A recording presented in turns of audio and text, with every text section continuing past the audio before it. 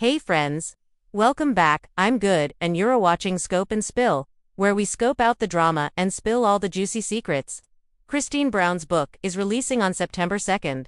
And although some of you that are in my comments on a daily basis are a bit skeptical as to what she's going to say in her book, and whether or not she's going to go in and tell us all the gory details, what I will say regarding the synopsis that she just read or the quote from the back of her book that she just read in an Instagram post informs me that Christine Brown is deconstructing, deprogramming, coming to understand that the things she said on the show were founded on training that she had undergone, indoctrination, and the reality that she was instructed from a very young age to not be nuisance, to be friendly, and to be fine with anything. Here's the whole clip. Here we go. The camera also has its spotlight. I saw the humorous face I do when I'm decided my outfit was frumpy and realized I've been saying it's fine on repeat for years. It's fine because I'm furious and don't have the words to say so. It's fine because it's not worth the effort of explaining. It's final though, I may be doing my best to keep the family going while drowning in it. It's fine because that's what I've been conditioned to be. Fine, small, not a hassle. I'm sure I come from generations of women who have told him it's okay. The show made me realize that it wasn't, and perhaps knew that me forebears had already gotten it. 2. Strong women, every single one of them. Wow, that was great. Way to go. The reality with the Brown family is that there actually only is one member of family, and that's Christine, who had the strongest connections into polygamy.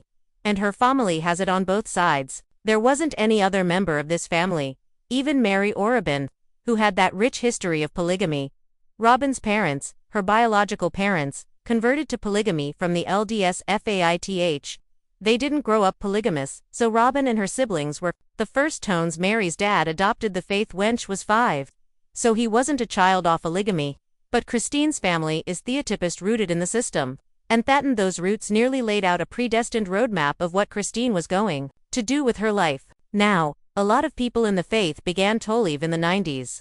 Even in the 80s, as information about what was occurring on the inside of the church that they were a part of, which was referred to as the Apostolic United Brethren, and that migration opened the door for a lot of other people to depart. Christine's mom Annie was one of them that left. Her aunt Kristen Decker with many of her aunts and uncles. Christine stayed in line with her faith because that's how she was taught, and her dad Rex was the son of the former prophet who was murdered, Rulon Alred. But Christine's polygamy is greater than just on her dad's side. Rex, it's also her mom's side because her mom, Annie, she is a Lyran. Her mother Anna and her grandfather Rula Florin belonged to the LeBaron family.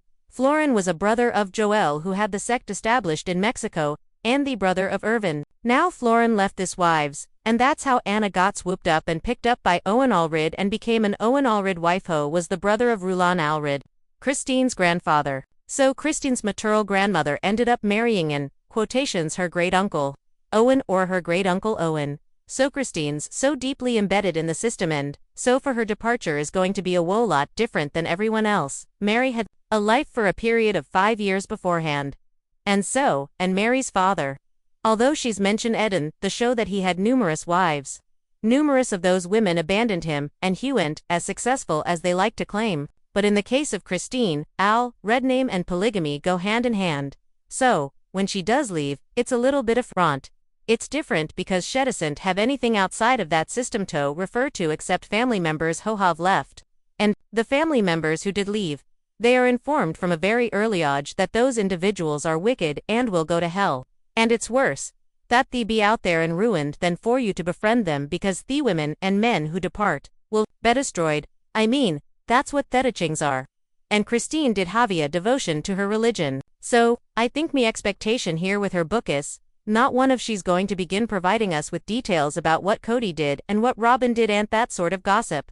I think it's going to be more about what it was like for her to live that way, and then know it was all a lie. In a sense, I would consider this memoir perhaps in a sense, similarly to the manner in which Thatcher and Jill Duggar have spoken of that idea of taking away and pulling out what you've learned and understanding. Oh my gosh, I don't think this anymore, and in figuring out what's true. Christine's religion is quite different from Jill and Ginger, but I believe it's going to take that some course, because exiting polygamist as easy as I don't think anymore, so I'm going to go. Or it's not as easy as, well, Kody didn't do what I want, so I'm going to go. There's an entire system constructed in there to get her to stay, to get her to feel guilty to stay. And when she finally does leave, it truly is acknowledging that when she does leave, and she is an outspoken individual that states, I don't truly feel like this works for me anymore.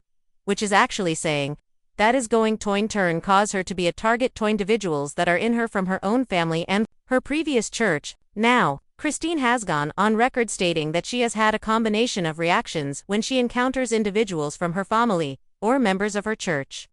Particular those ones that are still within. Some of them, she relates, will not speak to her. They don't want anything to do with her and they consider her an apostate, and others, she explained, are more open to accepting her and open to speaking with her and embracing her. And I believe that's more or less consistent across the board, though they are instructed in ChurchNet to associate with the apostates.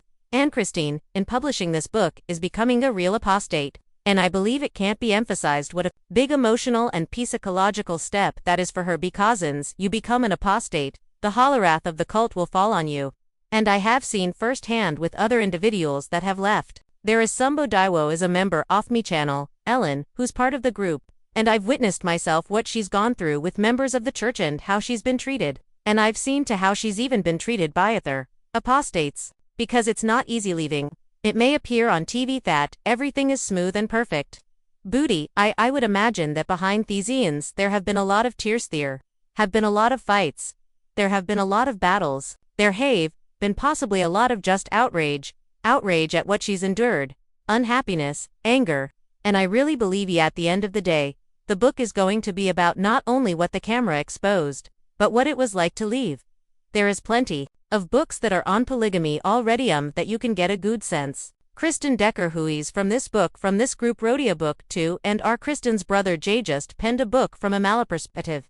His book's interesting base, it goes into what it's like for a guy to have to try to juggle what's happening with the women and with the men that figure out that this is all a lie.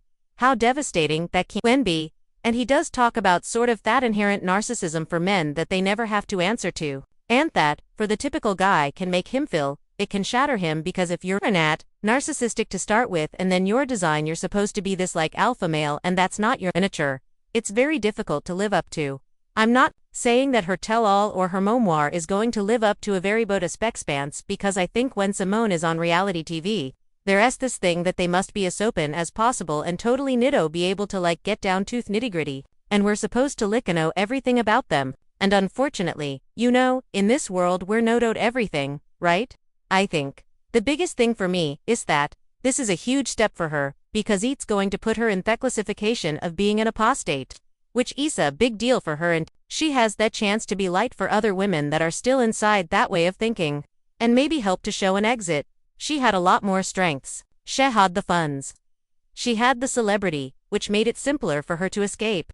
But she may be able to inspire people to escape. And that to me is worth more than I could request from anyone within this family. Two don't believe they're ever going. Two I need, right? 'Cause they're not me. But the best they can do is admit that what they were a part of was a lie. Let's see how she addresses and recognizes how this may have hurt their individuals, or other individuals that were in the group or outside off the group, and how that they were treated by her when she was in. I don't know if she's going to talk about that. I know that's been an issue for some individuals that have departed, but it's a process for each individual. Now, to conclude with this video, Kody Brown performed a cameo. In the cameo, he provided this advice to a new couple that were purchasing a house, but take out that he mentioned something about furnishing the house that I felt like was him defending much money he and Robin Stolato, everyone else. Say as much as you can, even if Alex isn't interested, or Maddie, if you're not interested, I would take the chance to kinda plant the decorator, or arrange the house, in the furniture, selecting furniture out and things like that. Do everything like that together. Alright. Don't make it a situation where it's yours or theirs. Make it a situation where it's ours, and I know this is probably crazy, especially for some guys where they're like, please don't make me decorate a home. You gotta be invested. And the reason I say that is because I think that actually is one of those things that helps build intimacy, and that's emotional intimacy between a wife and a husband is to include each other in these kind of little things, so that you're both owning up to something very precious to you. So that's my tip for individuals who purchase their first house. Work it out together. That's the way to learn compromise. You may want may want one thing. The other spouse can want another. Yeah. You gotta learn how to negotiate. In a relationship, undecorating a house, selecting furniture and things like that is an easy way to do so, and an easy way to establish emotional intimacy in your relationship. Okay, great. For the most part, the last person on the planet Earth that I would seek out for advice concerning marriage or house ownership or any of the like is Kody Brown because has never had a house. I think marathon like 4 or 5 years, maybe 6. He moves so fast. He never remains in a location long enough to make a dent in the total amount that's out. He also has had a couple for classers, and he's just moved so much now.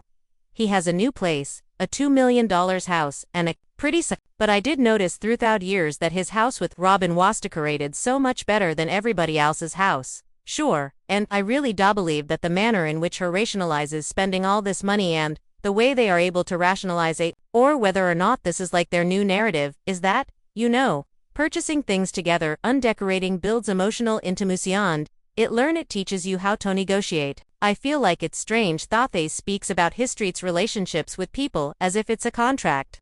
Like you bargain with a wife, you bargain. It's like the person is a transaction. It's not even a person. But the way that he then explains how choosing furniture and designing together, it creates intimacy. All I could think about was of the junk that he and Robin purchased for their house that was over the top in comparison to everybody else. And so we think to him, it's just an excuse. I don't think that choosing furniture with my husband has brought us closer by any stretch. I think sometimes it can be fairly stressful. Luckily for my husband and I, we have compatible taste in the look of our house, but we're not big decorators. Either way, I just think it's an excuse, and it's an excuse and a justification for the fact that they have taken everyone for a ride, and he's gotta spin it. And I would love to know how much child support he pays Christine.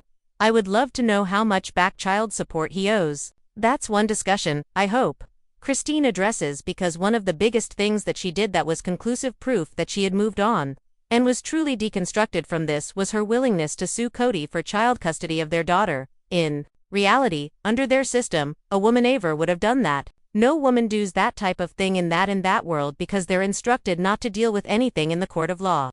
They're specifically instructed to deal with it outside of the court with the church or whoever. So I knew for a fact that in September of 2024 that Christine was dismantled cause she took him to court. Something that none of the other females have. So what do you think? Let me know in the comments below. Don't forget to give this video a thumbs up. Don't forget to subscribe to my channel if you haven't subscribed, and hit the bell so you never miss a video. Bibis.